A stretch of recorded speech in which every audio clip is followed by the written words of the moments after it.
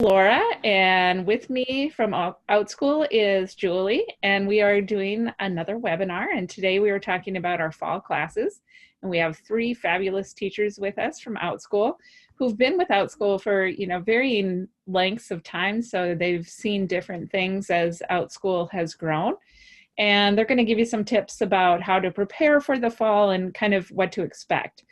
It is, the middle of July, so fall seems like a long ways off, but we encourage our teachers to prepare, list, and schedule their classes for the fall this early on, because parents are looking and planning, and sometimes they like to plan out the semester or even sometimes the full year. So it's something to be thinking about. And historically, when we've come to the fall season, we have doubled the enrollments from the previous year. And so we're hoping that trend will continue as we head into this fall as well.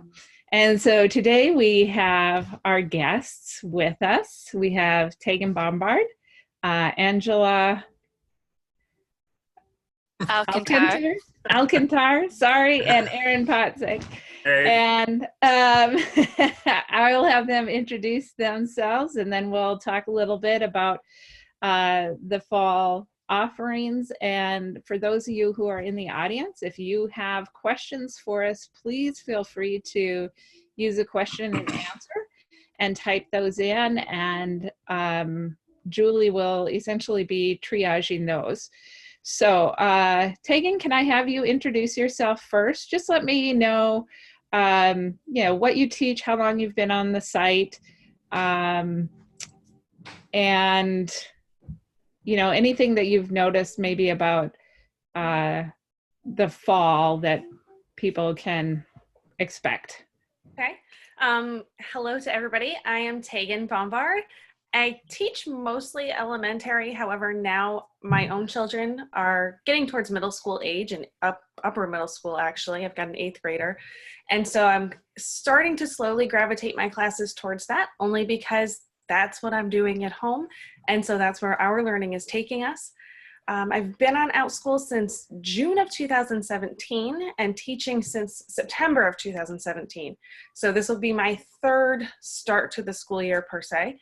And I'm just really noticing, last year obviously was a huge fall for me in comparison to the first fall. And I'm really excited to see that continue on this year. It seems every start of the semester has just been astronomical in comparison to the previous. So. Cool. Awesome. And Angela, can I have you introduce yourself? Sure. My name is Angela Alcantar, as was mentioned. I've been with Outschool since October of 2016. So I started in the fall, which was really nice because I was able to kind of pick up at least a little momentum even from the beginning. Enrollment definitely is higher in the fall than and January. Those are the two big times I see.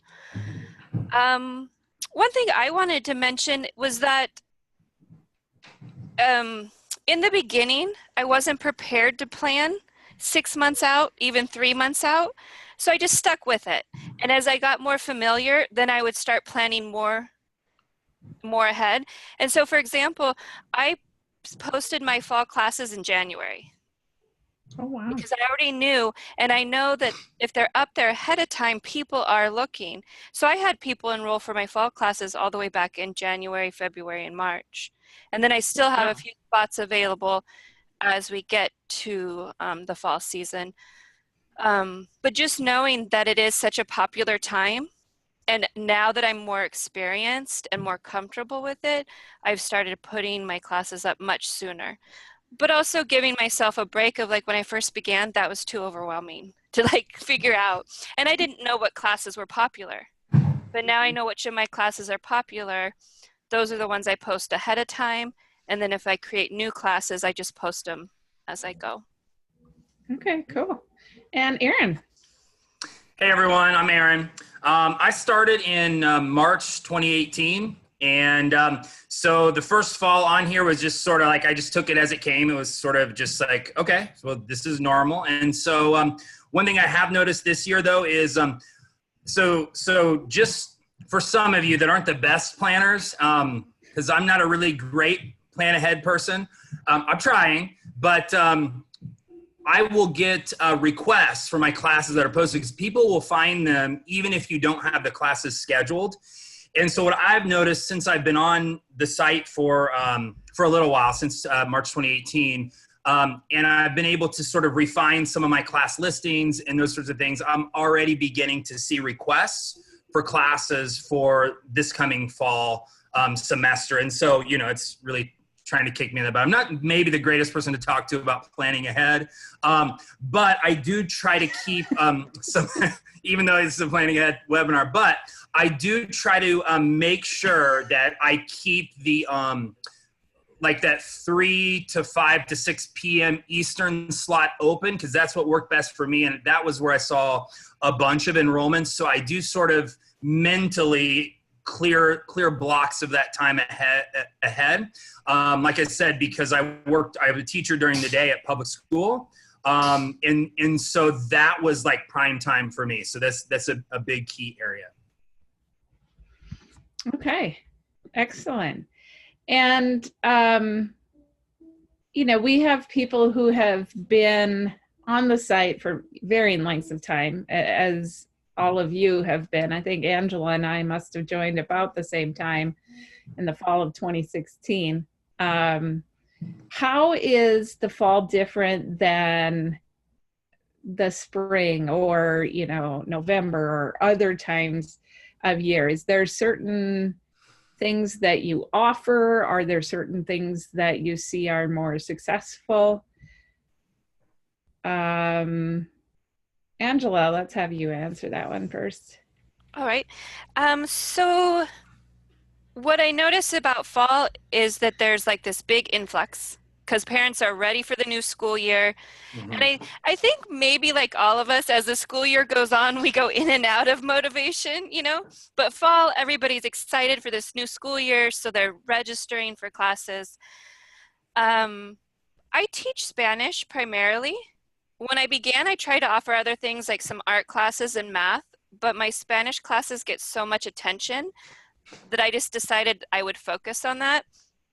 And so I personally don't do anything different for fall because we work from a book as our primary foundation, and then we just go chapter by chapter, and it's a continual process. So for example, my students that were with me last year, what this year looks like is them continuing to the next level of Spanish. And I know that other teachers have different structures, but for myself, it's really just a continuation of what carry over from the previous year. Okay, and Tegan, what do you think? Most of the things that I noticed, there's a couple of big differences. Fall, obviously, we're going to have more enrollments. I think that kind of goes without saying. But in terms of my planning, I look at it from the parent perspective of how am I going to schedule my courses for these children. My longer classes are going to tend to start, and I'll focus predominantly on my longer classes, whether they are 4 weeks or a full semester long class. I focus more on scheduling those, and then I do my one-time classes kind of in between, a little scattering of those. And I don't plan those as far out necessarily as I do my others. I allow my one-time classes to really fill in some gaps as I go. But I also noticed that our learners, their parents are enrolling, like Angela said, they're ready to go. January is a little different than that, but in the fall, they're ready to go. They're excited, they're happy, and they are just wanting to plan. And so just allowing them to do that by having a lot of options is the strategy I tend to focus on. And I will overschedule classes so that I've got a lot of options for families. And it allows me to really see what are going to be my good times this year, because there's no rhyme or reason. Like Aaron, I also teach full time in the public school. So there's not too much rhyme or reason sometimes to when parents and learners are enrolling in classes in terms of the time of day, day of the week. So I try to over plan and over schedule just so that there are options. So with that, do you end up having to cancel a number of sections, or do you have smaller sections, or? I do run smaller sections. So I do try to focus on a minimum of 3 for longer classes. And I financially work it so that that is a possibility for both financially for learners to attend the classes as well as for myself. But I do not focus on minimums for shorter classes or for some of my younger kiddos. So I will run classes with one occasionally. I honestly don't get a class with only one. But, you know, if I only have 1 or 2 one-time class or even a 2 or 3 week class, I use that as more of a building block to get that family hooked in. And, you know, this is going to be a short class. This will get them into the next class though. And I get a lot of repeat learners that way. Excellent. And Aaron, how about you? Well, I can just say from like what Tegan said, if you do have a multitude of class offerings, particularly with the same class, and sometimes I'll just max out a class immediately and the other ones will sort of drip a little bit, and I'll get to the point where it's kind of like, you know, I don't know if I can do this class, but I do have 2 other options for you. Maybe I can transfer you into one. So there is some value for having multiple of the same class scheduled at one time. Because if one doesn't meet your minimum or where you figured out it's financially doable for you, then you do have an option to, you know, to transfer the parent to. So I definitely, when I start listing, I make sure and have at least 3 different times. And again, my schedule this year is going to be a little all over the place. So 3 moderately different, you know, time periods. But again, when you find those really solid prime times that are available, and the other 2 maybe could speak to more during the day, because I do get a lot of requests for like the mornings and early afternoons, which I couldn't do last year and a couple years, well, not the year before, but last year because I was teaching. But I found a real nice sweet spot, like I was saying, around 3 to 6 p.m. Eastern, and just scheduled multiple days with the classes, even in that time period. And then took a look at some of my Saturdays and Sundays if I had a one-time course offering. And during the school year, those classes did pretty well. Cool. Excellent. We do have a question. We got quite a few questions from the audience, actually. So I'm going to start taking some of those. The one question, or one of the questions, is, do you find that planning semester classes or one-off classes are better in the fall? And, you know, maybe you can add to that. Do you like, you know, do flex classes or live classes or ongoing classes? Ongoing, you probably wouldn't really have a feel for yet, but what works best to schedule in the fall? And Tegan kind of talked about this a little bit already, but Aaron, what are your thoughts? Okay, so I don't know if I can answer the exact question, but I can answer it maybe in a different way. So to me, content is king. Okay, so whatever you're going to offer, and I've offered a little longer class. I've never offered a semester course because with my schedule, that just doesn't work. However, whatever I have offered, if it is the right content and it meets a need or a gap in the site, which is what I always look to do, is find gaps in the site, people will sign up for those courses. I do have one-off classes. I do have 2 classes, and I have sessions of 4, which is the maximum I'll do, one a week for 4 weeks. And I do notice that sometimes when students will sign up for the smaller ones, they're more likely to take the longer ones. Sometimes if it's a really killer idea for the class and you've got the kids hooked on the fun, you've got the parents hooked on the learning, they're just going to sign up anyway for some of the longer ones. So that's really my best advice for scheduling any course, is like that content and how you appeal on your descriptions to both the kid and the parent is going to be like your class either, you know, does great or it doesn't do so great. It all rides on that for me. That's personally. You just became one of my favorite people. Yeah. Those class descriptions are important. Yes, definitely. Angela, what are your thoughts? So a few things come to mind. First, bouncing off of what Tegan said about doing like the longer classes first and then slowly filling in with the one time. That makes a lot of sense. Again, if you're going to post something, post your longer classes as soon as you know, so people can start signing up for those, and then you can adjust your shorter or one-time classes to fill in the spots. It would also depend on your preference. Do you prefer to do one time? Do you prefer to do semester classes? Are your semester classes successful? For example, I tried to do a couple semester things and it just never picked up. But in reality, my classes are year-long. I teach, again, I just go month after month, but scheduling it month to month has worked way better for me than trying to create a semester-long class. I'm not sure what the difference is.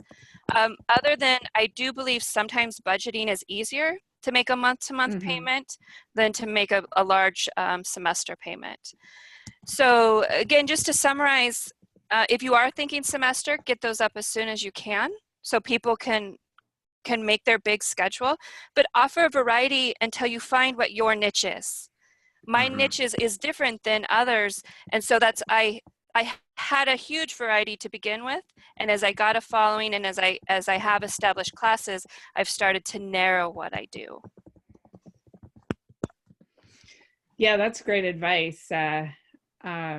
I would say that that's true of a lot of teachers. A lot of teachers start with a whole bunch of things that they offer and kind of hone in on what works best for them, or, you know, how it works, or what, you know, what they like the best, or something like that. Tegan, did you have anything to add about what types of classes that you offer in the fall? I think really just to play with it, you know, we were mentioning the longer classes versus the shorter. And it's funny, one of the classes that I have that is a semester long, which is 12 weeks, so not quite the full semester. Originally, I had made it in both ways. I had developed the class because I wanted to see what was going to work best. So I developed the class as a 12-week class, and then I had it broken into almost like a unit type. It's world history. So we had it into sections that made sense. And interestingly enough, the semester class is the one that took off.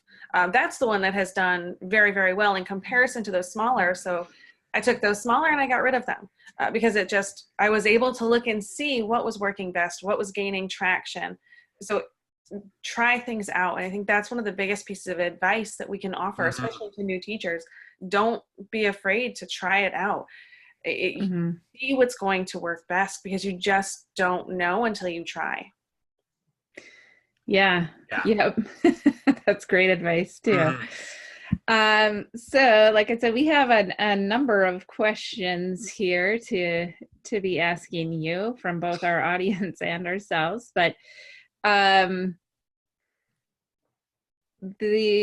have another one from the audience about they asked, do you put like your minimum number of students in the description?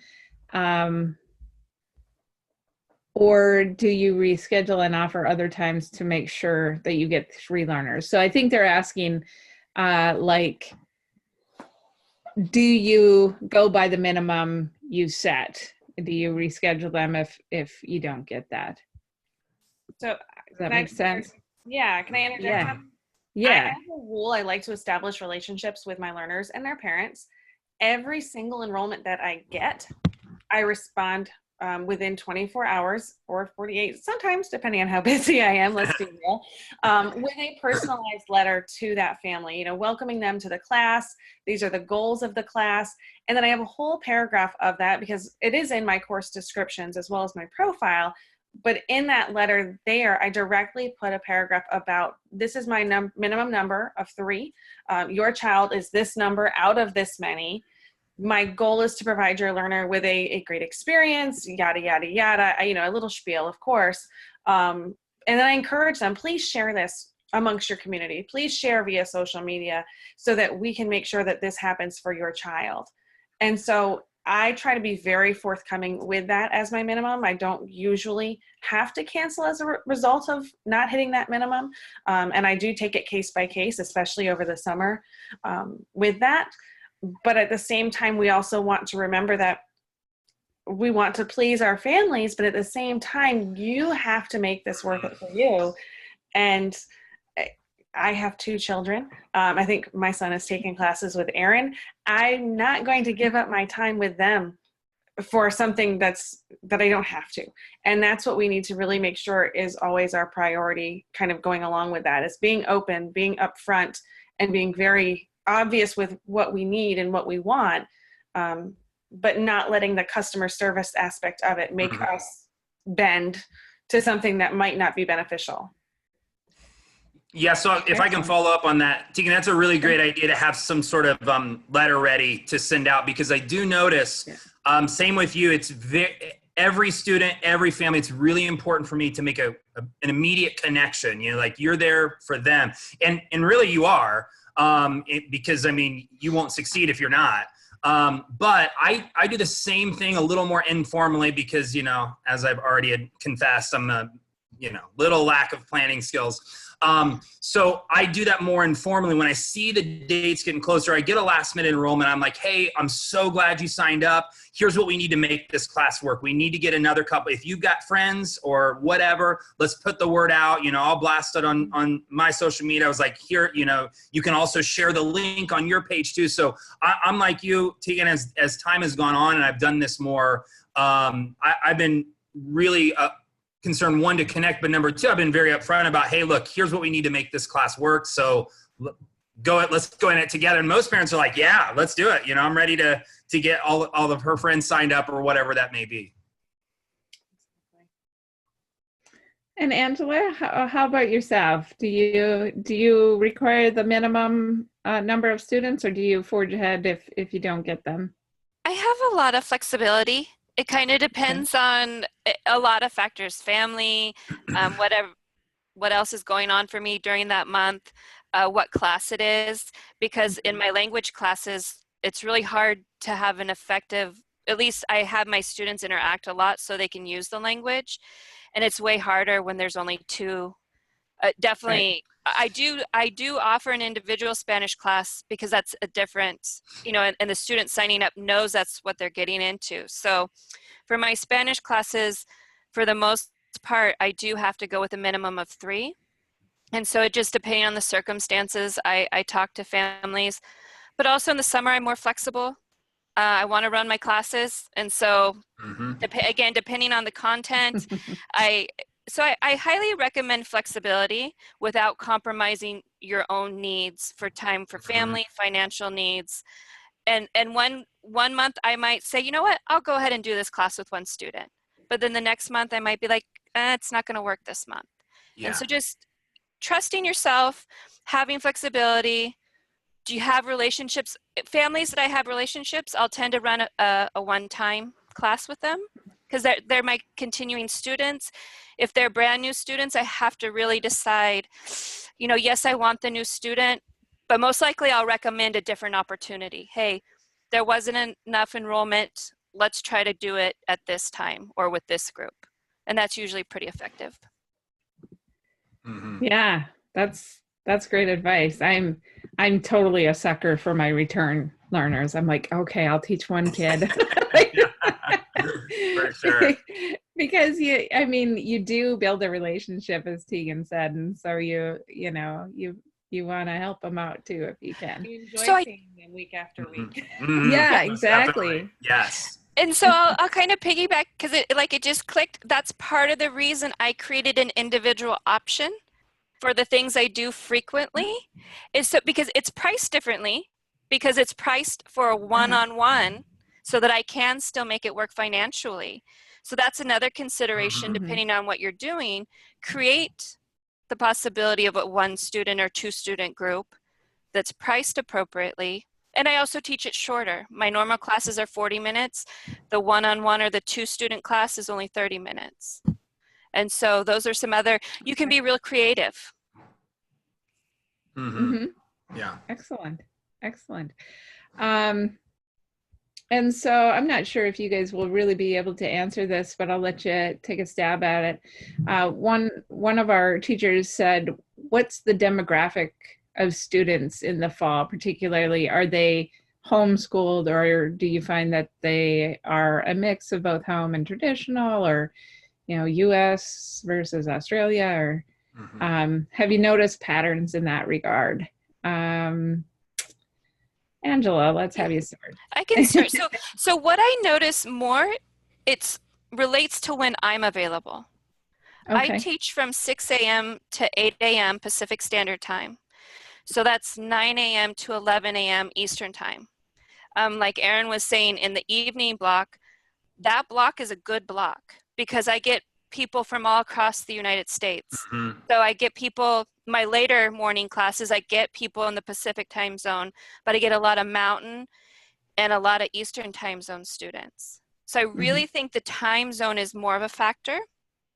I have had students from Australia when I was offering classes in the afternoon Pacific Standard Time, but I don't offer that anymore because I'm doing something different. So I don't think it has to do with fall. I think it has to do with the time zone. And if I were to give a recommendation, start thinking about time zones. Yes, this is my time zone, but which time zones am I available to? Am I available to multiple, or am I really targeting? So again, one other example is students in Hawaii or Alaska. Again, in the reference of Pacific time zone, because I start so early, I don't even allow them to have a chance to take my class. So like I said, to sum it up, I think it has more to do with time zones than the time of year. Excellent. Tegan or Aaron, do you have any thoughts on that about who is enrolling in the fall? I'm not sure about Aaron. I get predominantly homeschooled students. On occasion, I would say probably 75-25 would be my ratio there, homeschooled to traditional students. I don't get too many traditional students, but again, like Aaron, I also do classes in the evening. So those are my 25% of, traditional public school or private school students. They're taking enrichment style classes or remediation, one end of the spectrum or the other, in the evening time. Right. Yeah, same. And I'm all about having classes that can maximize their potential. So I've seen a lot of listings for classes, and my oldest daughter's even taken some that are specific to the season, fall, summer, whatever, winter, those sorts of things. But in my view, that limits when you can run the class and who's going to take it. So if you run in the evening where you have a time where everybody in the United States, if they're traditional school, they're going to be out. And then also you have the homeschool, you're really opening up a maximum amount of availability for people across the country. I do get, many times I'll notice when I run like a Saturday morning class, I definitely get a good amount of people from the UK. I've even had someone from Sweden and a lot from Australia. They're looking for like those earlier times. And for me, what works are those Saturday mornings. And once I get to about 3 requests for that Saturday is when I'll put one up a couple weeks in advance. And then I'll notice it'll fill pretty quickly because, other students too, they have a pretty busy homeschool schedule. And so Saturdays, their sort of day for enrichment as well. So that's as far as demographic goes. I'm like Tegan. It's 75-25, 80-20 with my classes anyway. But if I can reach out to the kids in public school and give them some openings, then I'm going to do that for sure.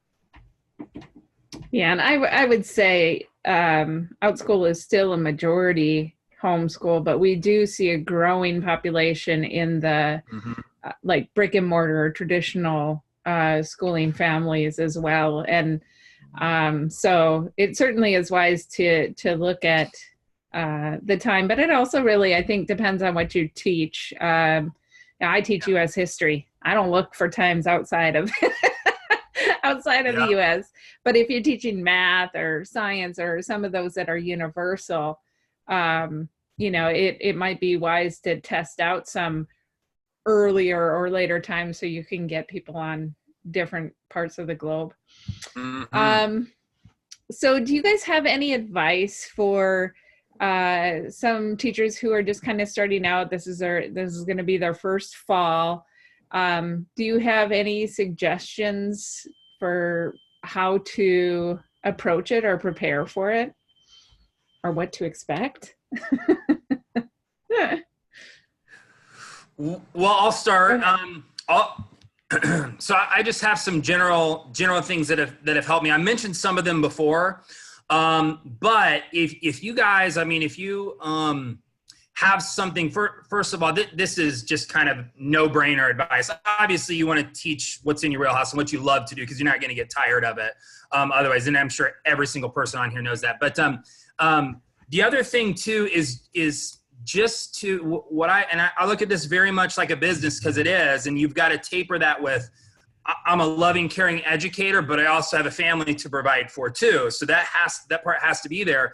And so it's like any free market. Where are the gaps in the service? Where are the gaps in what's being offered to, in this case, the customer, I suppose. It's more value than just a customer, but those gaps are very important, because I mean, why would I try to compete with someone like Laura, who's,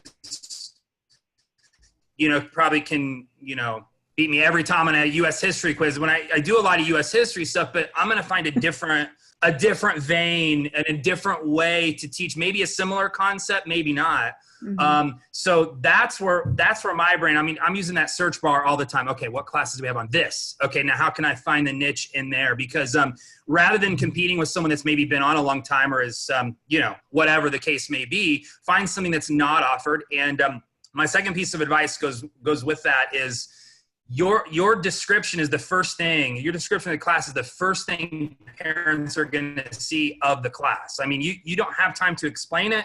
You don't have any of that. So I have really realized I have to sit and think and plan my titles. Titles are a big thing. That's the first thing they see. That's going to be what's in their head the whole time they're reading your description. So the title is the key. And if you can hit a pain point and a hook all in the title, then you're going to grab the attention, and then your description is almost equally as important. And the final thing I would tell you guys, if you're new, the kids are picking their own classes in many cases. So when you're writing a description, I mean, I've tried a few that are more parent centric, but the ones that are kind of kid-centric and, making little jokes with them that we're really going to be having fun. Your parents will think we're learning this and this and this, and I'll throw it out there in that way. And the final thing, I've had a lot of enrollments because kids have just watched my profile video. So video is so key to what you're doing on here, because then they can see you. They feel like they can get to know you. Just open up. You got like a little minute slot. And I've had multiple kids say, hey, I liked your video. I liked your profile video. That's why I took your course. I signed up. Or our parents say, he picked you out specifically. He was listening to teacher profiles. So those may seem like some little things because you feel like you're a great teacher, and you probably are, and you have a lot to offer, but you can't get them to your class without some of the building the groundwork, which is way more important. Right. Excellent. Tegan or Angela, do you have any advice for people just starting out? Just repeating what we've already said is just throwing out a variety of things. Like one-time classes, a couple, like 4-week classes, 1 day a week, couple days a week. Aaron gave lots of really great specifics. And then just beyond that, throwing a variety of, it's like casting a wide net. Yeah. Or like lots of fish hooks to see which fish you're getting. Okay. Tegan, anything? Absolutely. I track each of my years that I've been with Outschool. I have it based down to a weekly format, so I'm able to compare the same week across years. And one of the things that I notice, and I think it goes right into really helping newer teachers, is that this is not a get-rich-quick scheme. This is not something where you should expect as a new teacher to jump in and, be successful right off the bat, your very first week. If you're not seeing people liking and following, and you're not seeing those enrollments right away, you shouldn't expect that. Yeah. I look at my trends, and I didn't have anything for the first few months. I would have, a couple enrollments here, a couple enrollments there. And although you kind of get worried at first, and I think a lot of teachers, they get worried, they get a little like, oh, maybe this isn't for me. Be patient. Be patient, because what that's allowing you to do is explore the platform. You don't have a class this week because you didn't get any enrollment. It's okay. Go on, do a live session on Zoom with yourself and play with the features and familiarize yourself and see what's going to work best. How can I keep developing classes that will get learners? Take advantage of that opportunity, because eventually it will pay off. I promise you. Mm-hmm. But you cannot expect to just automatically hit the ground and start going. It just doesn't work that way. Take your time, get to know your product, because that's what it is. Develop your product, and you want to have quality things to offer families. Yeah, that's great, Tegan. Oh, sorry, I wanted to piggyback off of that, because I was thinking of that and forgetting, stay positive. Because as I used to follow the Facebook thread a lot, and this issue came up a lot, and she's right on, is it does take time. And it probably took a good 6 months to have a real solid following. Now, it was okay before that 6 months, but at about the 6-month mark, I started to really feel like I had traction. And now a few years later, like I said, I have consistent repeat students to the point where I don't even list my classes publicly most of the time. So, be patient and stay positive. And if you know this is what you want to do, it will work out. Mm-hmm. And I guess it will help you decide, is this really what you want to do? Or maybe, but stick with it. Give it a chance. I bet you after about 6 months, you will start to notice a shift in the traction you're making, if not sooner. Mm-hmm. And take those low enrollment courses, every one of them you can at the beginning. It'll pay off in dividends to start getting some classes under your belt and get those reviews. Because the reviews are what parents are going to go for. We don't go anywhere without checking Yelp or something for like how the thing was reviewed. It's the same with your classes. So if you got to do a one kid like for 3 weeks in a row, 4 weeks in a row, a couple months, you do it and you work as hard as you can and you care as much as you can about those kids, and it's going to pay off eventually. You're so right, Angela. It's like 6 months is kind of the point where it just begins to amp up a little bit. Yeah, you guys are giving great advice. I say a lot of the same things you say when I talk to new teachers. There are some teachers who list one class and like go through this, they just skyrocket up, but that is very much the exception. And usually it takes a while to get started, and those one-time classes that get you a quick review and let them know you a little bit are really, really very helpful. So one teacher is asking about charter school funds. I don't know if any of you know about charter school funds too much. I tend to be the charter school person here at Outschool, so I'll do my best to answer them. And if you guys have anything to add, please let us know. She's wondering if there's any considerations that need to be taken into account. So do they only take semester-long classes, pricing, length, frequency? Are there rules to qualify your class? No. Overall, they will take semester-long classes. They will take one-time classes. They'll take intermediate length classes. They'll take one class. They'll take 30 classes. It really varies. The schools do have to approve it. So,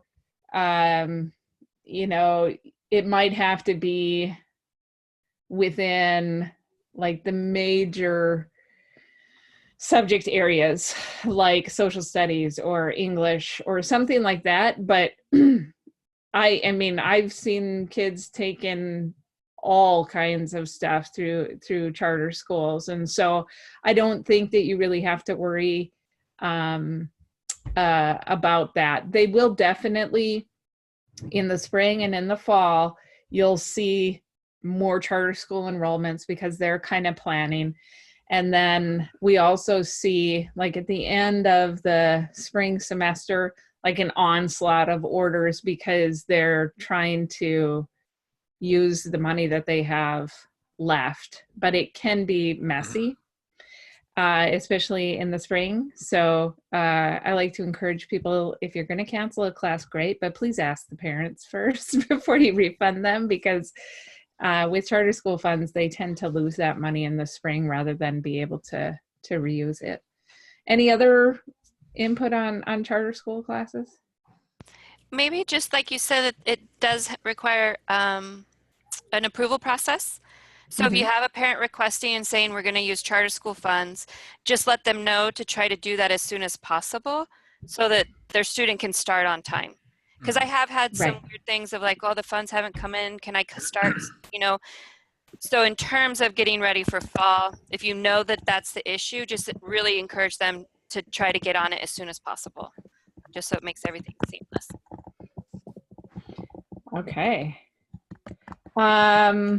So another question here. For newish teachers, would you recommend sticking with short one-time classes for the first 6 months, or would you say they should go with longer ones in the fall, even if they haven't been on the site that long? What are your guys' thoughts on that? Well, so variety is good, as I know Tegan and Angela have both touched on having a variety of offerings. So that's always a good thing. And if you can offer both, then do offer both. If you can do them both well, then I would do them both and do them both well, because you'll see some parents will appreciate having a longer class, while others will appreciate just the one-offs. And you're kind of opening to a different set of parents. I know a lot of kids I have like to just take the one-day one-off segments until they realize if they like a teacher. I think we've kind of talked about that.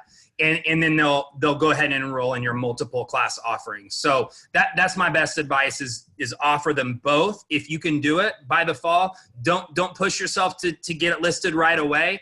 Always make sure the listing in the class is done, complete, and you can do it extremely well, even if you have to wait till October. I've listed classes at all times of the year during the fall and spring. And honestly, people sign up for the classes if they're quality, really good classes. They'll sign up at any time. Again, summer we were all talking about before we started is a little bit slower. The summer's been actually better than the last summer we all felt like. But at any point you list a class, people will sign up for it. One, if they like you, and number two, if the class is good, and they can read and see that it's going to be good. Mm-hmm. I started off with one-time classes, and I recommend all teachers start off with one-time classes just because of the flexibility there. But within my first couple months, I did start offering a 5-week class, which isn't overly long. It's not a semester, but it's much longer than the one-time. And that has been my most popular class to date, where I'm having to teach 4 or 5 sections of it on some months, especially those first couple months of the semesters. And I had to make it a flex class as well. I just couldn't meet the demands in live classes. So I had to make it both, which was fun, kind of. But yeah, you have to have some versatility there and schedule it out. And just because it's the fall semester does not mean all of your classes are going to start that first week of September. Mm-hmm. My enrollments have not started picking up, at least thinking back to last year, they did not start picking up until the second week of September. And that's when I saw a lot, because again, I track mine by the week, so I can, cross look at both weeks from multiple years.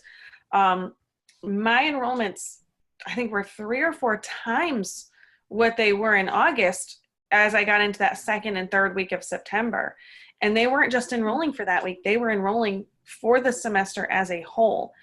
So don't focus so much on those classes starting right after Labor Day. Parents are going to be enrolling for the entire semester, and they're going to be looking at their schedule and seeing where they can fit things in. So have a variety, but have them spread out, because then you're going to have a lot of, it's really hard if you have 7 classes starting the same week. You're getting to know all of those children's names, and it gets a little bit harried. It's not that easy. Just spread them out over a few weeks as you're going. I would just bring up what has already been said in that, I lost the idea. Yeah, start with shorter classes, because if you've committed, let's say you've committed, you're brand new and you've committed to a 10-week class, but you're still kind of learning, you're learning the families, you're learning how to use Zoom potentially, or whatever other technology you're using. You've kind of thrown yourself into the deep end, which isn't always a bad idea. But if you start out with smaller chunks, it allows you to, again, allows you to get your footing, allows you to become more comfortable. And then like Tegan said, within a couple months, you can, you know you want to do the 10-week class. You can start moving towards that. But if you jump right in with the 10-week and you realize, oh, wow, I need to add this to my lessons to make them even better, or I need to do this, you're kind of in the middle of the quicksand, and it just makes it more complicated. But if you start out easy and build, I think you potentially will enjoy the experience more. Make it easier on yourself as you becoming familiar with the whole process. Yeah, I think it's very similar. Like if you're a traditional classroom teacher, you know, your first couple years of teaching are like purely hectic. And then as you get, 5 to 10 years in, then you're more comfortable. It's kind of the same thing. It's maybe not the same time span, but your first few months, you're, kind of trying to figure things out and trying to get enrollments and stuff. And then once you get established, things just kind of start to roll for you. And I like what Tegan said about the, kind of intersperse the classes or whatever, because what I found last year is around like November or the end of November, semester classes must have been finishing up, because a lot of my one-time or 3 to 4 week classes were getting lots of interests and requests. And so, I just assumed that they're trying to fill in their schedules a little bit as some of their other classes tapered off. Another question. This question says, I tend to get one-time fish.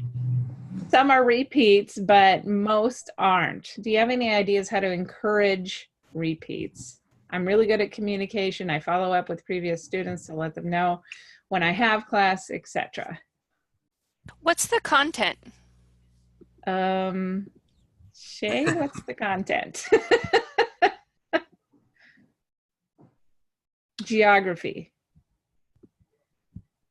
I'd have to think about that for a little bit, because and photography. Okay. Again, I think a lot, the content, like Aaron said early on, that drives everything. So, how can I take this geography concept or get them interested in multiple geography classes? That's not my content area, so I'd have to think about it a little. Tegan or Aaron, do you have any ideas? I think kind of coupling with that is, how long have you been with Outschool? How long have you been teaching? Because it does, again, it just takes some time, but just to keep doing it for now, regardless of how long you've been with Outschool, keep doing what you're doing. Keep that communication. I have a new class that's starting, I think it's either starting this fall or I just started a couple months, I don't even remember. But I saw it and I was like, I know I have like these 7 or 8 learners from the past. And I went back and I was going through classes and I'm like, oh yeah, it was this one, this one, this one. And I went back and I messaged their parents. It was one of my summer camps, actually. That's what it was. And I was, I've got this summer camp going. It would be great for so-and-so. Let me know if there's any weeks that work better for you that I don't have posted, but I'd love to see them again. And I had, not only did they respond back to me, but I had some enrollments from that as well. So it was really nice too. And I went back almost 2 years into the classes that I knew these children had been with me. So just keep that line of communication open as you're going through. Well, and if you just started in January, just realize, you're still in that building period. Like you're still building you as the brand, as someone who's going to be here to stay. And, I would say personally, I don't know how the rest of you feel, but some of my classes are, many of my classes are connected in some way, even if it's an obscure way. And so I'm not afraid to shamelessly put a plug in for the next class and make it super exciting sounding. And I'm teaching on, I'm teaching on the American colonies, right? So we're going through and it's kind of surviving kind of theme here. And I mentioned something about Roanoke, the disappeared and the lost colony, and it tags right into my History's Mysteries camp, where we go really in depth into Roanoke, and then they get to do this really cool project with it. And they're like, oh, that seems really cool.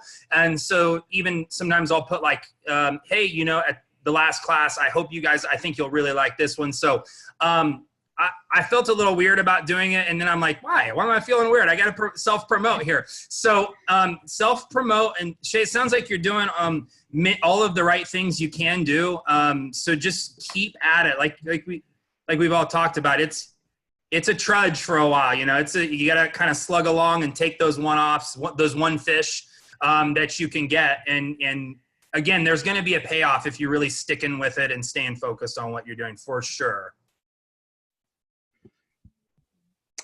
I think also kind of piggybacking on that, you know, you are going to get a lot of people who take one class, and it may not be that they're not returning to you because they didn't like you. They may not have time in their schedule right now. So they may be holding off until later. Like I've seen kids in one class and then like a year later here they come back and you're like, oh, welcome back. You know, it might have to do with their schedule as well. So, you know, starting in January, they maybe had their schedules planned, and we're just kind of picking out some classes, and then in the summer it does get slower. And so maybe in the fall you'll see some familiar faces coming back as well. I do geography as well. I'm a social studies teacher, and I think it can be hard.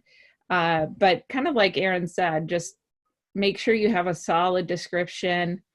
The parents know what you're going to do and what to expect, and just really try to make it engaging and fun. You know, travel to wherever virtually and investigate things that way, or, you know, just do things that are really engaging to the kids to try to get them more involved. A few more questions kind of along with those previous students. What's the best way to follow up with them? Tegan said she went back and looked through classes and messaged them. Is that the best way, or is there a better or more efficient way? I did that one time. I'm also slightly OCD with things. And my Excel file also has a tab on all previous learners where I jot notes about them. So yes, I have a tab on my Excel where I will jot notes about students. If there's some that, you know, we all have some students that maybe we don't want to have again in class, they're in there. I have basically anything and everything that I would want to reference.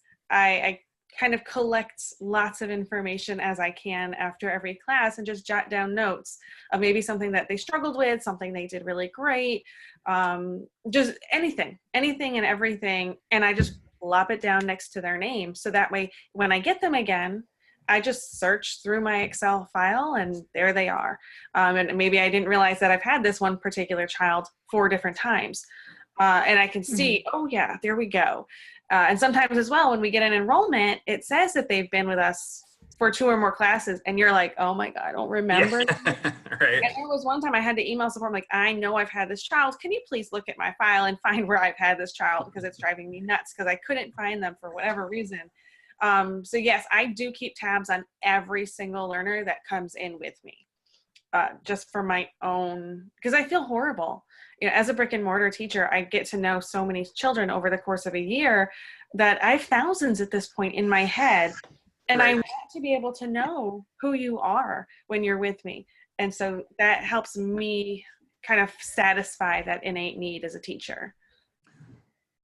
I wish I were as organized as you. Angela, I was going to come to you with this question as well, because you do have kids who continue on through different levels of Spanish. So is there a way that you follow up with them or communicate with them in an efficient way? So remind me, is this kind of like a general, or is this more related back to like what Tegan was saying? She reached out to them to say, hey, I'm offering this new class, or I'll answer both. In general, at this point, let me start. In the beginning, I did a lot of communicating, and it took a lot of time, and honestly, sometimes I was worried that parents didn't even get the messages because like they just did not respond.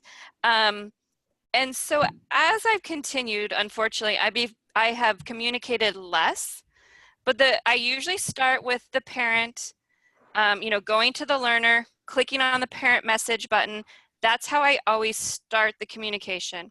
If I don't get a response, then I will try typing a message in the learner message area. Mm-hmm. And sometimes it still goes to the parent, but sometimes it goes directly to the student. And then honestly, most of the time, I just communicate directly with my students in the class. Hey, okay, you guys remember the next class is coming up. The link is in the classroom. Let your parents know, because that has proven to be the most effective way 95% of the time, is just to communicate directly with the students, and then they'll go let their parents know. The last 5% is the first two ways that I mentioned. And I like the idea of being more communicative. I just don't know if parents are, and then maybe even if they are seeing it, maybe they appreciate it, but I'm just trying to balance how much time I have. But again, I have very established students. If I had a greater variance, I would probably communicate more than I do. But since I like been with them for a year or two, I just communicate with the students directly in class. And Angela, you make a good point, because I've talked about particularly the older ones. A lot of them are the ones picking out their classes. Again, many parents will insist on their child sign up for a certain amount of classes, but if your feedback to the child is specific, if it's positive, it's encouraging, they're going to be the ones that are going to drive themselves to get in another class of yours. It's sometimes it's the parents, but I would say, Angela, it's kind of a smart idea if you really aren't seeing the return, and you don't a lot of times, and from the parent, I've noticed that as well. But you're going to get it right to the kid, and they're going to see it. And again, in my experience, the kids are driving what they're taking on the site. And so that to me would be the communication to focus on, for sure. Good point, Angela. Excellent. Tegan, they're wondering if you would be willing to share a screenshot of your Excel file. Yes, I can do that. Yes. So in the Facebook group or with us, and we can share it on or something. And then there's a question about projects. So do you find, and particularly for Aaron, who mentioned a project, do you find that doing a project once a week is better, or like a big accumulating project, or how do they work on Outschool? Yeah, so I'm a huge fan of project-based learning, and I incorporate that into, most of my four-time classes have some sort of project. With Histories Mysteries, we do a small project, and they have an entire week, and if the project's fun enough, they're gonna want to do it, and so it has to be, it's just through practice and experience, knowing what the right workload to offer is. In one of my other popular classes, there's a little tiny something to do each week. I would never, ever, ever, and obviously everyone knows this very well, don't give them any busy work to do, because it's pointless and they don't want to do it and they're not going to do it. But so I have a couple of things in one of my classes they could do, and one sort of culminating project that they're working on. They're designing a base. And so they will work on that, I've realized, excitedly, especially with all the kids that love Minecraft. And I let them just do whatever format they want to do.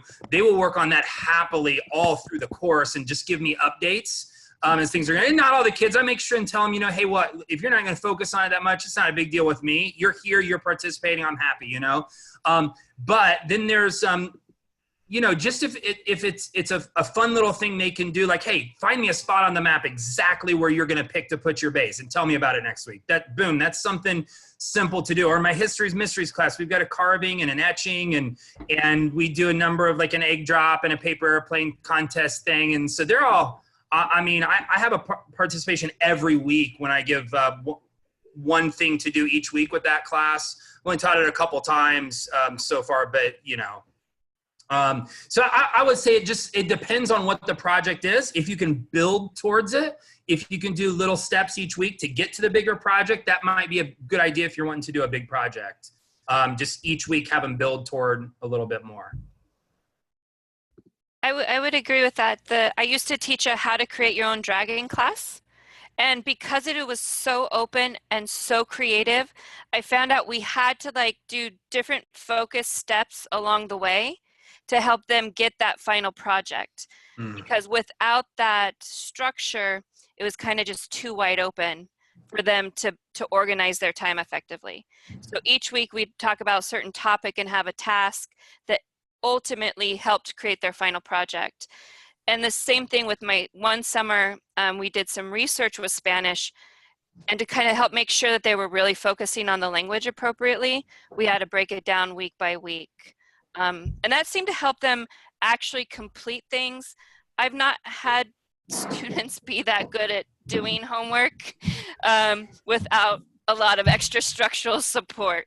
A few of them are motivated, but a lot of them are like, oh yeah, show up the next week. Oh, I forgot to do my homework. I was out doing something else.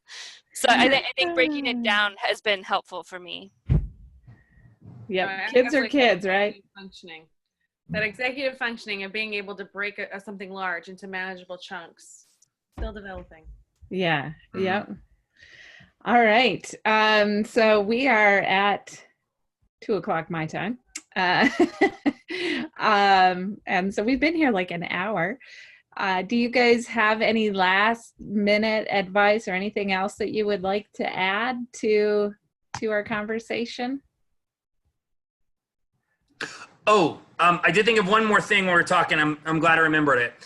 Pay attention to those Sunday emails you get with parent requests, because I'm telling you right now, my most popular class by far came from a specific parent request a year ago. I titled exactly what they titled it, and it was a great title. And I was like, I'm using that. They want it, they're going to get it. And so it is like, for me, it's been, I'm sure you guys are,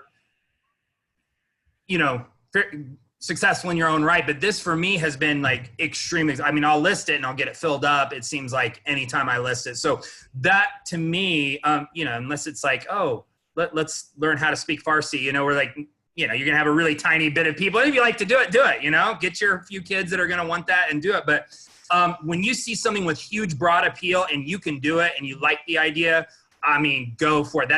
I always read those very carefully, those Sunday email out. I love that you guys do that on Outschool. Nice. Good. My advice with those is do the ones that you would really love.